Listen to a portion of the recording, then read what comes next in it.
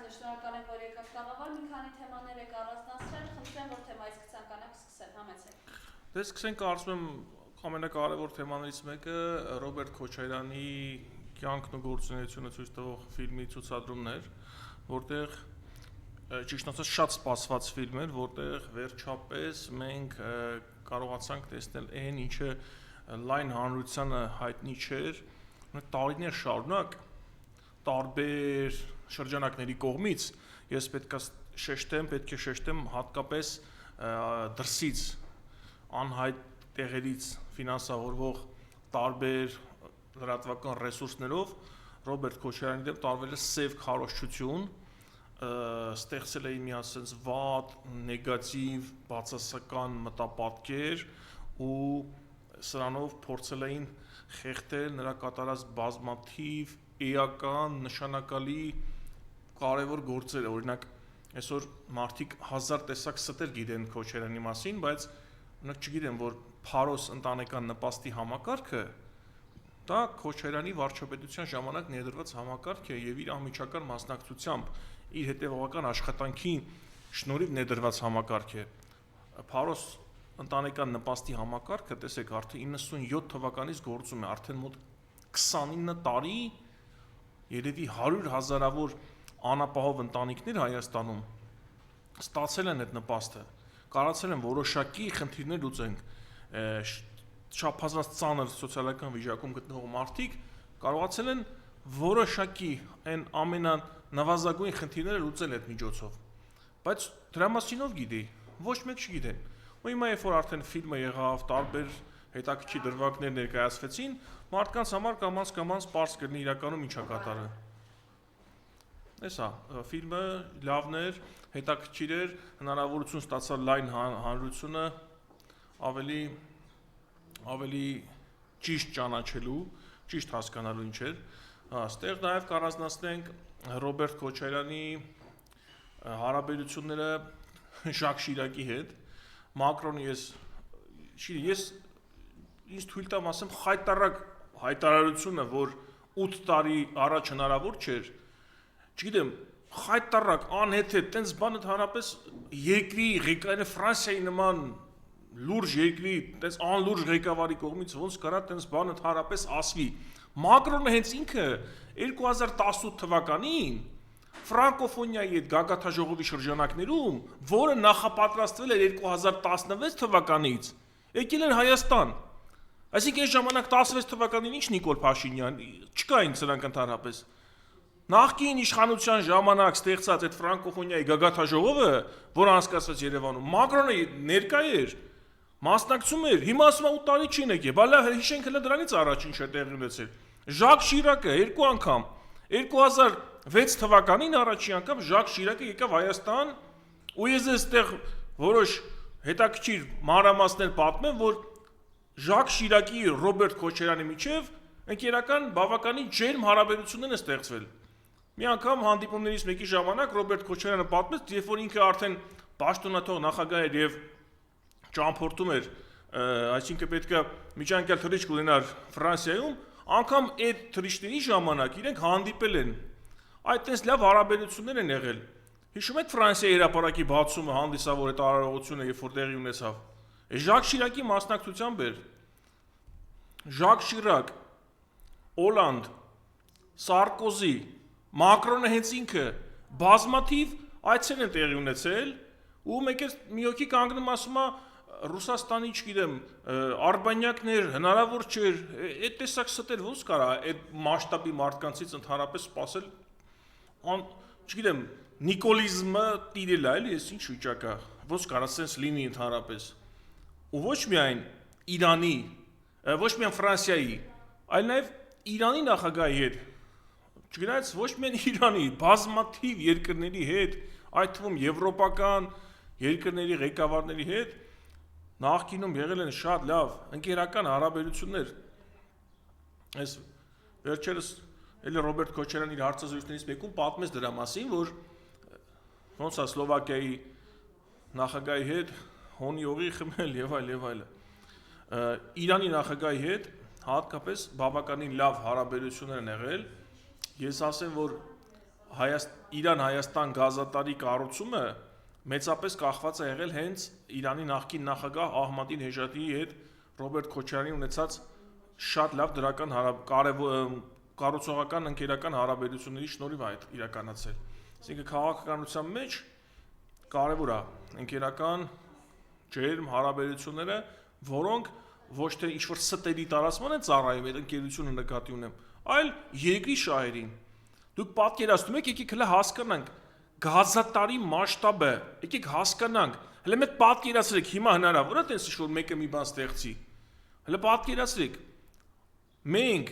հյուսիսից ունենալով էներգետիկների մուտք կարողանում ենք միաժամանակ հարավից ստեղծենք հնարավորություն ու փոխանակման ծրագիր անենք։ Գազ էլեկտրաէներգիայի դիմաց ծրագիր անենք։ Դրա համար նաև երկրորդ բարձրավոլտ ցանցը կառուցվեց։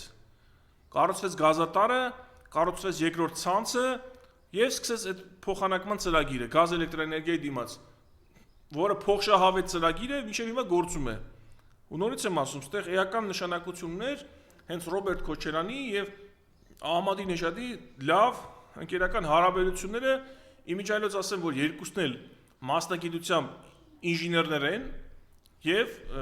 մոտ են իրանք մասնագիտական առումով եւ կարողացել են լավ լեզու գտնել հասկանալ ու այդ պատմական մասշտաբային նախագիծը իրականացնել։ Հաջորդ թեման, որ կարելի է անդրադառնալ, տեսեք, տարիներ շարունակ, ամիսներ շարունակ Նիկոլ Փաշինյանը Սամվել Կարապետյանին ինչ-որ մեղադրանքներ, երկու բառ չի կարող իրար կապի, դա չգիտեմ ինչ, եւ այլ, Այն մարդիկ ասում են մենք ուղղակի խոսելու հնարավորություն չունենք։ Հիմա այդ հնարավորությունը տվել են, Կարապետյանը սկսել է խոսել, այսինքն այդ արգելքը հանվել է կալանքի հետ կապված, ու ինչ։ Արդեն Նիկոլ Փաշինյանը խառնվել է իրար։ Արդեն դատի տալու մասին է խոսում։ Այդ ինչ եղավ, ասում էր չի կարող խոսքեր ասի, չի կարող երկու բառ կապի։ Հիմա ո՞նց եղավ, որ բառերը կապում է իրար ու դու դրանից վիրավորվում ես, գնում ես ուզում ես դատական միջամարտություն ունենաս, այս ո՞նց է լինում։ Սուտ ես չի ասելի փաստորեն։ Դատի եմ տալու։ Ինչ է դատի տալիս։ Քննադատության համար ասում էր չի կարա խոսա։ Սա ո՞նց է խոսում։ Չի կարելի տենց։ Առանձնացնեմ, այստեղ էական բաներ կա մի քանի մոտենում ենք ընտրություններին, նախ տեսեք։ Նորից եմ ասում, մի քանի անգամ ասել եմ, բայց կրկնեմ։ Ընտրությունների մասնակցությունը էական է։ Ընդդիմադիր տրամադրություն ունեցող մարդկանց համար միայն տեղամաս գնալը քիչ է, հարգելի հայրենակիցներ։ Ձեզ կոչ եմ անում անպայման ոչ միայն գնալ տեղամաս ընտրությանը մասնակցել, այլ ամեն կերպ աջակցել խորհրդարանական ընտրությունների մասնակցող ընդդիմադիր ուժերին։ Անպայման ամեն կերպ սկսած սոցիալական ցանցերում, սկսած տեղում գրասենյակներում, սկսած մեծ հավաքների մասնակցելով, անտարբեր մի մնացեք։ Ճակատագրական վճռորոշ ընտրություններ են սպասում։ Դու տեսնում եք ինչ է կատարվում, ինչա տեսակ տարբեր տեղեկություններ կան, որ Մակրոնը փորձել է Թուրքիայի ցամաքային սահմանով անցնել, խորհրդանշական ինչ-որ եւ այլ, այսինքն մեզ շատ գեղեցիկ փաթեթավորում, բայց գցում են Թուրքիայի ազդեցության գոտի։ Հասկանում եք ինչ է կատարվում։ Ու այդ արվում է այդ Մակրոն կոչվածի եւ մյուսների զրամ։ Դրա համար մեր ընտրությունների նշանակությունը չափազանց մեծ է, չափազանց կարևոր է։ Այդ առումով նորից եմ ասում, կարևոր է անպայման գնալ, մասնակցել եւ ոչ միայն գնալ մասնակցել, այլ ընդհանրապես աջակցել ընդդիմադիր հիմնական ուժերին այս ընտրություններում, որ կարող են հաղթել։ Տեսեք, ես այդտեղ կառանձնացնեմ Հայաստան Դաշինքի սոցիալական ծրագրերը։ Շատ հետաքրքիր, էական, դրական փոփոխություններ բերող բաներ կան։ Իրականում Հայաստան Դաշինքի գլխավոր առաջին համարը գլխավորողը Ռոբերտ Քոչարյանի կառավարման տարիներին, տեսեք, Փարոս ընտանեկան նպաստի համակարգը, մինչև 7 տարեկան երեխաների անվճար բուժօգնությունը, ծննդօգնության անվճար հավաստագրի ներդրումը եւ այլը։ Այս ամեն ինչը եղել է 98-ից 2008 թվականներին, կամ պոլիկլինիկաների անվճար բուժսպասարկումը, Այս ամեն ինչը եղել է 98-2008 թվականներին։ Տեսեք, Փարոս ընտանեկան նպաստի համակարգ, ծննդօգնության հավաստագիր, անվճար ծննդօգնություն, պոլիկլինիկաներում անվճար բուժօգնություն, մինչև 7 տարեկան երեխաներին անվճար հիվանդանոցային բուժօգնություն եւ միաժամանակ բազմաթիվ բուժկետեր եւ այլը կառուցվել վերանորոգվել են 98-ից 2008 թվականին, ու այն ժամանակ այս առողջապահության ոլորտում կատարած հսկայական կարևոր էական աշխատանքները հիմք հանդիսացան, որ հետագայում դրա վրա արդեն ավելի էական փոփոխություններ տեղի ունենան։ Այսինքն առանց այն հիմքի հնարավոր չէր տեղի ունենալ։ Հիմա նորից արդեն այս Հայաստան դաշինքը շատ կարևոր հետաքրքիր առաջարկներ է անում։ Առանձնացնեմ մի քանիսը։ Անվճար կրթության իրավունք։ Տարիներ շարունակ Հայաստանում տեղի ունեցած ամենաարատավոր երևույթներից մեկն էր, երբ որ ուսանողները ուսման վճարի պատճառով չեն կարողացել իրենց կրթությունը շարունակել կամ ընդհանրապես չեն ընդունվել բուհեր, քանի որ չեն ունեցել համապատասխան միջոցներ, որպեսզի վճարեն ուսման համար։ Հիմա առաջատար ընդդիմադիր ուժերից մեկը Հայաստան դաշինքը առաջարկում է անվճար կրթություն։ Սա կարծում եմ չափազանց կարևոր նորություն է եւ արժանի է, որ մարդիկ ուշադրություն դարձնեն, ուսումնասիրեն եւ հենց հանգամանքը հաշվի առնելով գնան ընտրության ու իրենց քվեն տան հենց Հայաստան դաշինքին։ Բայց միակը չէ, մի քանի այլ ուղղություններ, կարևոր նորություններ էլ կան։ Առաջին ասեցի, երկրորդը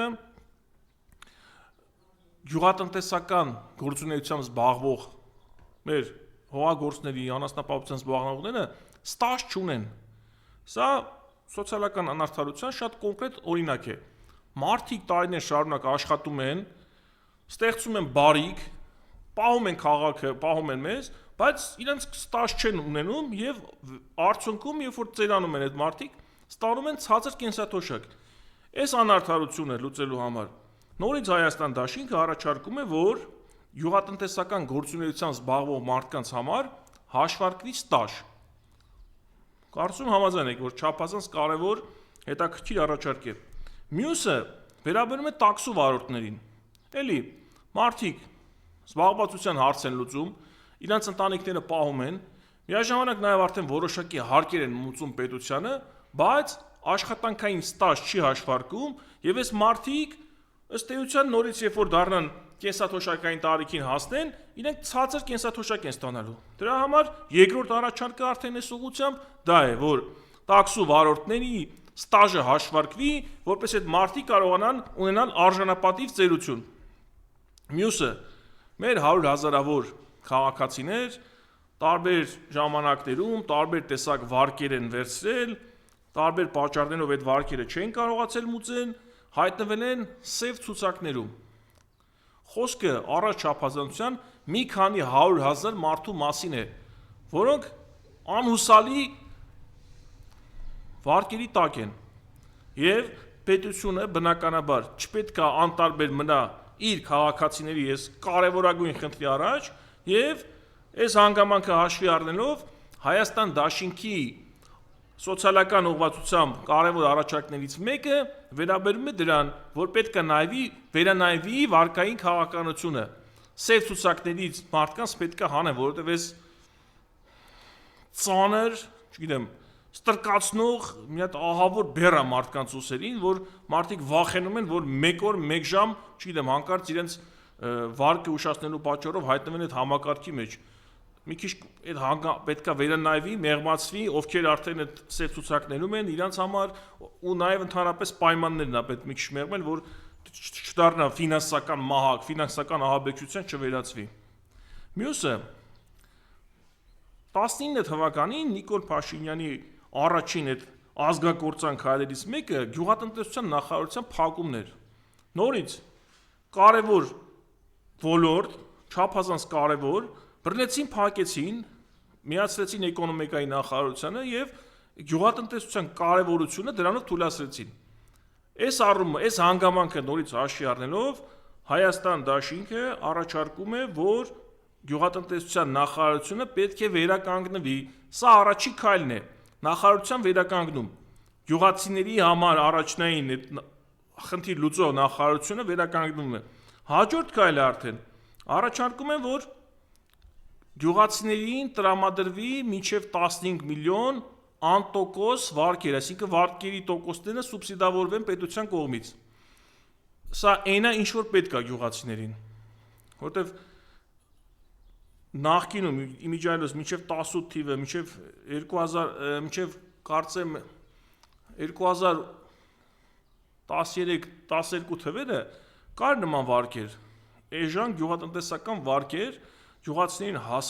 հասանելի, ու գյուղացիները կարողանում են իրենց տնտեսությունը կազմակերպել էժան դրամական միջոցներ ներգրավելով։ Հիմա զրկվել են դրանից։ Եվ արդյունքում գիտեք ինչ ունենք։ Հայաստանի նման երկրում կա խոշոր եղջերավոր անասունների գլխաքանակի կտրուկ նվազում, պակաս։ Սրա հետևանքով տավարի միսը օրինակ դարձել է մոտ 4500 դրամ։ Այդ որ 10000 դրամ թոշակը բարձրացրել են ամիսներով օրական 1500 անգամ խոսում են դրա մասին, չեն էլ ասում, բայց դրան զուգահեռ ինչքան ապրանքի գները թանկացի, օրինակ տավարի միսը միջին կենսաթոշակ ստացող թոշակառուն, եթե ամսվա մեջ 1 կիլոգրամ տավարի միս գնի, նա պետք է ծախսի իր կենսաթոշակի 10%-ը, պատկերացնում եք, այս թանկության աստիճանը ուր է հասել։ Խոսում են սոված թոշակառուների էջը փակել ենք եւ այլ, ու ո՞նց եք փակել։ Եթե 1 կիլոգրամ տավարի միս առնելու համար թոշակի 10%-ը պետք է ծախսի, դուք ո՞նց եք ինչ որ էջ փակել։ Մի խոսքով բավականին հետաքրքիր առաջարկներ կան սոցիալական ոլորտի հետ կապված, Հայաստան Դաշինքի անպայման ծանոթացեք, հետևեք էջերին սոցիալական ցանցերում, մի խոսքով որտեղ հնարավոր է, նայեք, ծանոթացեք, ինչի է այս հանգամանքը կարևոր, որովհետև Հայաստան Դաշինքի դեպքում իրենք ունեն այդ ամեն ինչը իրականացնելու փորձ,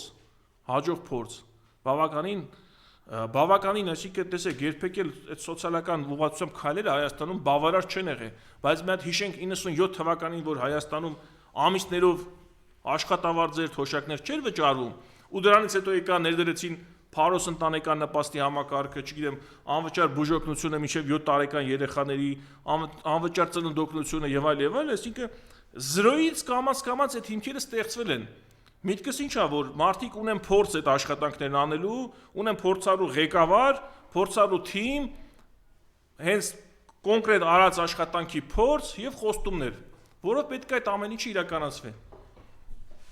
Շնորհակալություն։ Ձեզ շնորհակալություն։